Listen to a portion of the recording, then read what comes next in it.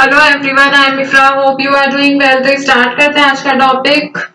Business accounting software में अभी हम पढ़ रहे हैं कुछ अकाउंटिंग टर्म्स के बारे में थियोरेटिकल ही,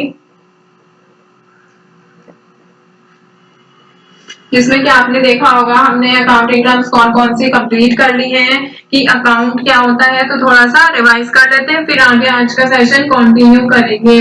तो अकाउंट क्या होता है? एक समराइज रिकॉर्ड होता है वेरियस ट्रांजेक्शन का pertaining to a particular account head. मतलब कॉमनली अगर मैं ये बताऊं तो जैसे एज अ लेजर अकाउंट, ठीक है।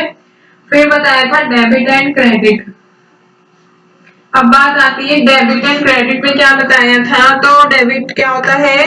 जब भी आप देखेंगे, आप जैसे ऑनलाइन शॉपिंग करते होंगे, तो जब भी अमाउंट अकाउंट से डिडक्ट होता है, सब्ट्रैक्ट होता है, तो क्या होता है? आपका बिजनेस से पैसा गया है तो डेबिट, बिजनेस में पैसा आया है तो क्रेडिट। मतलब अकाउंट में पैसा कटता है तो डेबिट होता है, आता है तो क्रेडिट। फिर बात आती है एसेट्स की।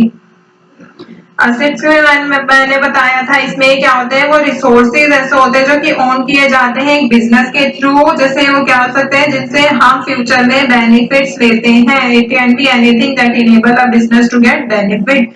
जैसे लैंड हो गया, बिल्डिंग, स्टॉक हो गए गुड्स के, कैश हो गया, ये सारी चीजें। फिर हमने बात की थी टाइप्स ऑफ एसेट्स। तो हमने 5 टाइप्स के एसेट्स की बात की थी। कौन कौन से? सबसे पहले था यहाँ पर करंट एसेट, जो कन्वर्ट हो जाते हैं कैश में with in a short period. जैसे कैश हो गए, बैंक हो गए, cash bank balances, inventory, prepaid expenses, ये सारी चीजें, ठीक है। फिक्स्ड एसेट देखा था, लॉन्ग टर्म एसेट्स होते हैं, इजिली कन्वर्ट नहीं हो सकते कैश में, जैसे बिल्डिंग, मशीनरी, फर्नीचर, ये सारे। इन्वेस्टमेंट एसेट क्या होते हैं? जो एसेट हेल्ड किए जाते हैं किस लिए पर्पस से? इन्वेस्टमेंट के पर्पस से। जैसे स्टॉक, शेयर्स, म्यूचुअल फंड्स हो गए, बॉन्ड्स या डिबेंचर्स हो गए, ये सारी चीजें। फिर आता है टेंजिबल एसेट्स। टेंजिबल एसेट मतलब physical assets that have value due to their material properties. Material properties के वजह से ही उनकी वैल्यू होती है। और इंटेंजिबल में नॉन फिजिकल एसेट्स होते हैं और इनकी वैल्यू किस लिए होती है? इनके इंटेलेक्चुअल प्रॉपर्टीज की वजह से, क्रिएटिव प्रॉपर्टीज की वजह से। पेटेंट्स हो गए, ट्रेडमार्क, कॉपीराइट लाइसेंसेस या गुडविल हो जाती है, ब्रांड रिकॉग्निशन, ये सारी चीजें, ठीक है। सॉफ्टवेयर या डिजिटल, ये सारी चीजें होती हैं इंटेंजिबल के एग्जाम्पल। कैपिटल के बारे में पढ़ा था। Capital is the money. कैसा मनी होता है? वो जो ओनर इन्वेस्ट करता है बिजनेस को स्टार्ट करने के लिए, और वो बिजनेस से ही उसको क्लेम कर सकता है, ठीक है। फॉर द बिजनेस कैपिटल क्या होती है? लायबिलिटी होती है टुवर्ड्स द ओनर, ठीक है। आगे नोट्स ओपन करते हैं यहाँ से और पढ़ते हैं लायबिलिटी क्या होती है और उसके कितने तरीके होते हैं लायबिलिटी के।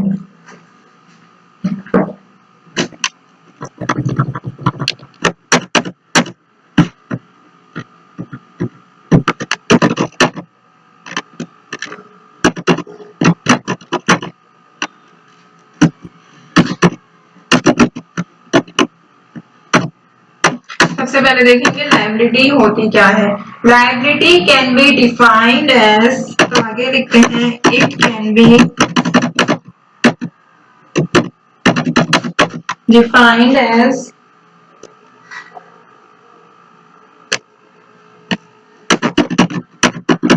Something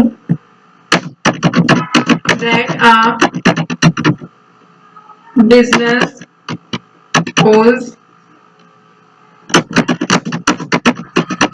to a third party in the form of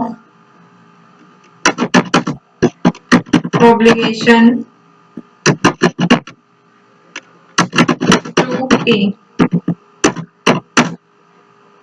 ठीक है। तो इसमें क्या बताया गया है, liabilities can be defined as something that a business owes to a third party in the form of an obligation to pay. मतलब एक तरह से बोल सकते हैं लायबिलिटी क्या होती है, एक तरह से इसको हिंदी में क्या होता है, देनदारी। ठीक है, ये बिजनेस या किसी पर्सन की वह रिस्पॉन्सिबिलिटी होती है, वो जिम्मेदारी होती है जो उसे किसी थर्ड पर्सन के प्रति, मतलब थर्ड पर्सन की प्रति जो है उसको बोल सकते हैं निभानी होती है। ठीक है, तो लायबिलिटी को अगर मैं और इजी वर्ड्स में बताऊं, ये फाइनेंशियल ऑब्लिगेशन होती है। ठीक है, जो उसे पे करनी होती है फॉर अ थर्ड पर्सन।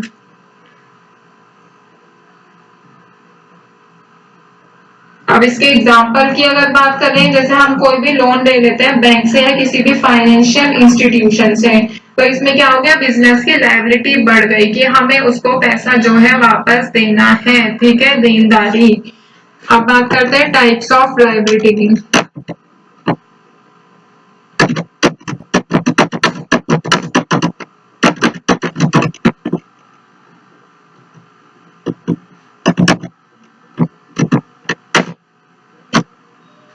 तो टाइप्स ऑफ लायबिलिटी में जैसे करंट लाइफ, उसमें देखा था आपने एसेट्स में, टाइप्स ऑफ एसेट्स में फर्स्ट क्या था, करंट एसेट। तो इसमें क्या है, करंट लायबिलिटी। तो करंट लायबिलिटी से इसमें क्या मतलब है, लायबिलिटीज दैट आर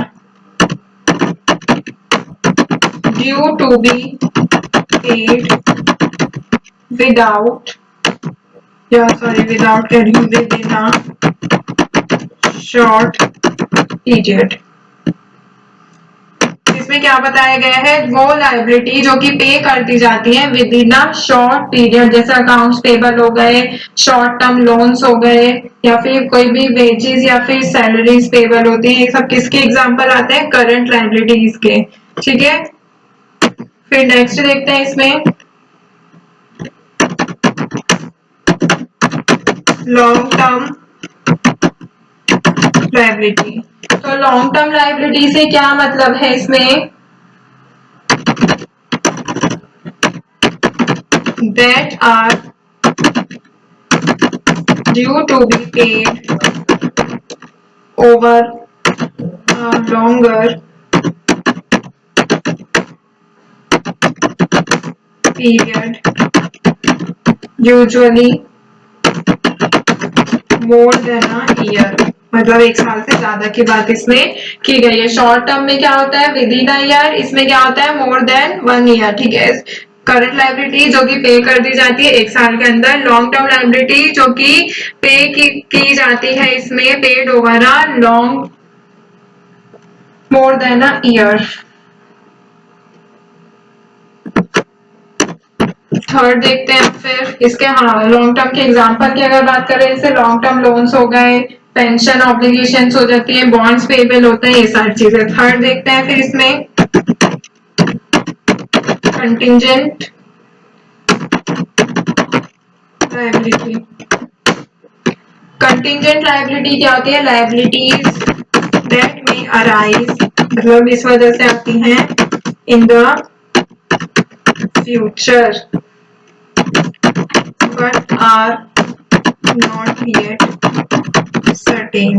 मतलब कि जो लायबिलिटीज अभी नहीं है, फ्यूचर में हो सकती है, वो क्या होती है, कंटिंजेंट लायबिलिटी। जैसे हमारा कोई वारंटी क्लेम्स हो गए, कोई भी टैक्स लायबिलिटीज हो जाती है कि अभी नहीं करनी है हमें ये पे, कब करनी है, आगे फ्यूचर में, तो वो क्या होते हैं, कंटिंजेंट लायबिलिटी। फोर्थ देख लेते हैं इसमें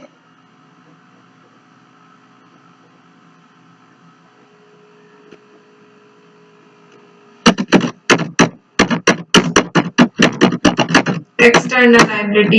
एक्सटर्नल लायबिलिटी की बात करें तो और टू एक्सटर्नल पार्टी, जैसे सप्लायर, लेंडर्स हो गए, ये सारी चीजें। ठीक है, तो यहाँ पे लिख देती हूँ मैं, और to external parties such as supplier और लेंडर्स। एंड फिफ्थ एक और देख लेते हैं यहाँ पे, इंटरनल। ठीक है, इंटरनल लायबिलिटी। इंटरनल लायबिलिटी की अगर बात करें, जैसे एक्सटर्नल के अपोजिट ही होगी, और टू इंटरनल पार्टीज, ठीक है, जैसे एम्प्लॉयज हो गए, बिजनेस के अंदर के लोग जो भी होते हैं, तो यहाँ पे लिख देती हूँ और to internal parties such as employees या फिर शेयर होल्डर्स। तो आई होप आपको समझ आया होगा लाइबिलिटी क्या होती है, अलग अलग टाइप्स की लाइबिलिटी क्या होती है, और किसके कौन से एग्जांपल होते हैं, ये भी मैंने आपको बता दिया। तो नेक्स्ट टॉपिक में आगे कुछ और अकाउंटिंग टर्म्स को लेकर आएंगे। Stay tuned and thank you.